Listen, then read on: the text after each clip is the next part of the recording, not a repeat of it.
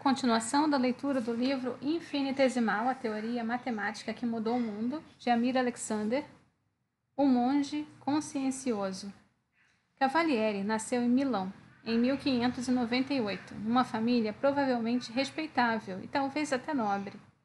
Seus pais lhe deram o nome de Francesco, mas ele adotou Bonaventura aos 15 anos, quando se tornou noviço na ordem dos clérigos apostólicos de São Jerônimo, comumente conhecidos como jesuatas. Aqui eu acredito que esteja escrito errado. Deve ser jesuítas. Não, jesuatas. Olha, uma novidade. Apenas uma letra distingue os jesuatas dos famosos jesuítas, de Inácio, mas as duas ordens não poderiam ser mais diferentes.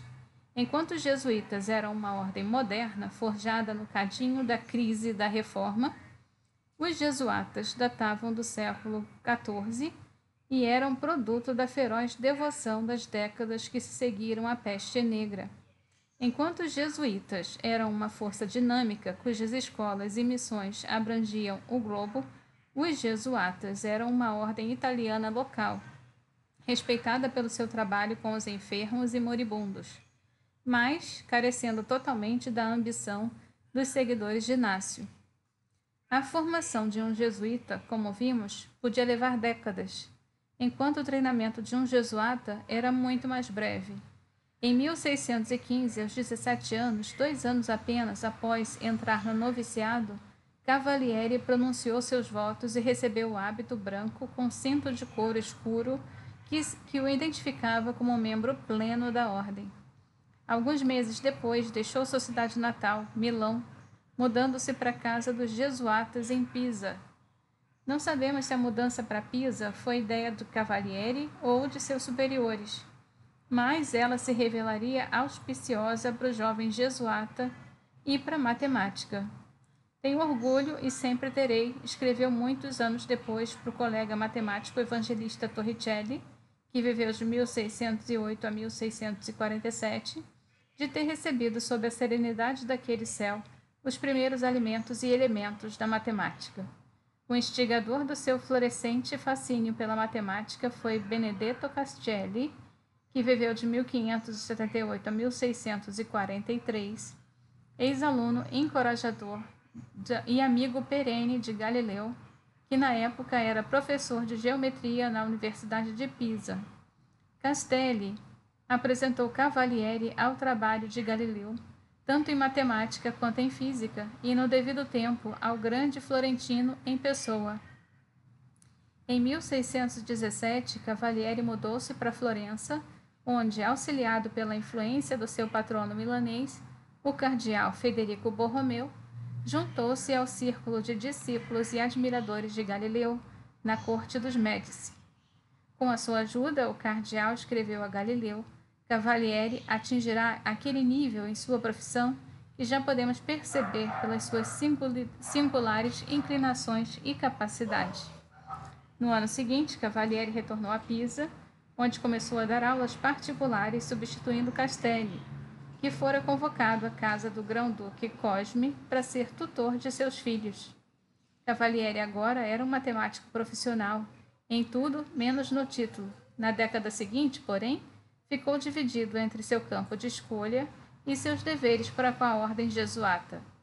Em 1619, candidatou-se à cadeira de matemática na Universidade de Bolonha, que estivera vaga desde a morte de Giovanni Antonio Magini, 2 anos antes.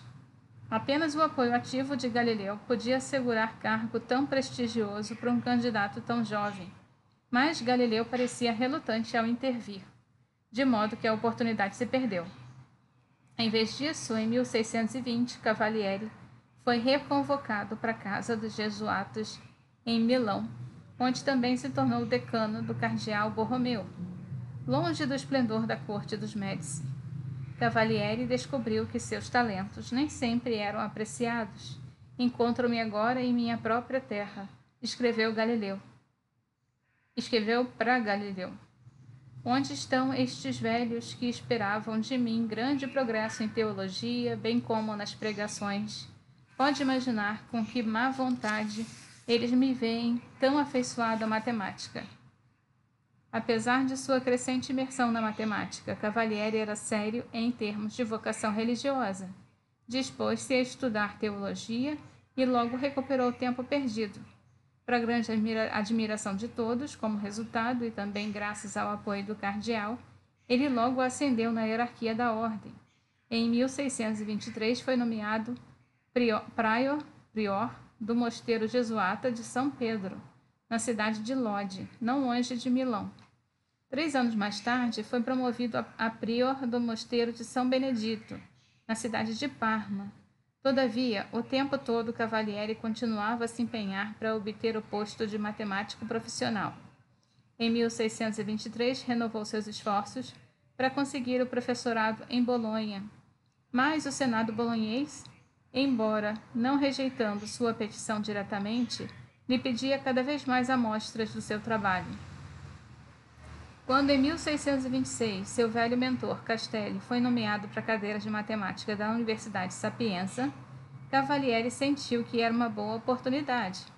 Contudo, apesar de se licenciar das obrigações comuns para promover seu caso e de passar 6 meses em Roma com Lince, amigo e colega de Galileu, o influente Giovanni Ciamponi, que viveu de 1589 a 1643, nada foi obtido. De volta a Parma, abordou os padres jesuítas que dirigiam a Universidade de Parma. Contudo, como escreveu a Galileu depois, eles não permitiriam que um mero jesuata, ainda por cima aluno de Galileu, lecionasse na universidade. Só em 1629 a maré virou a favor de Cavalieri. Galileu, afinal interessado na causa do seu aluno, declarou que poucos estudiosos, desde Arquimedes, possivelmente ninguém, penetraram de maneira tão aprofundada na compreensão da geometria quanto Cavalieri. O Senado bolonhês ficou impressionado e, em 25 de agosto, ofereceu ao jesuata a vaga de matemática na Universidade de Bolonha. Depois de toda uma década tentando conquistar a posição, Cavalieri não hesitou. Mudou-se depressa para a casa jesuata em Bolonha e começou a lecionar na universidade no mês de outubro. Ali permaneceria pelos 19 anos finais da sua vida, morando no mosteiro e lecionando. Embora jovem pelos padrões modernos, tinha saúde frágil e sofria repetidas crises de gota, o que lhe tornava extremamente difícil qualquer tipo de viagem. Apenas uma vez durante aqueles anos aventurou-se a deixar sua cidade de adoção e foi pela única causa que poderia seduzi-lo a sair do conforto da rotina diária, em 1636, quando visitou Galileu durante os longos e solitários anos de prisão domiciliar do velho mestre. A década entre a permanência de Cavalieri em Pisa e sua nomeação como professor em Bolonha foi desconfortável para um jovem monge, mas também foi seu período mais produtivo do ponto de vista matemático. Na verdade, quase todas as provas originais pelas quais tornou-se conhecido e até grande parte do próprio texto de seus livros datam desses anos itinerantes. Uma vez estabelecido em Bolonha, ele passou a ser consumido por deveres de professor, bem como pelas exigências do Senado, que requeriam que o professor de matemática produzisse um fluxo constante de tabelas astronômicas e astrológicas.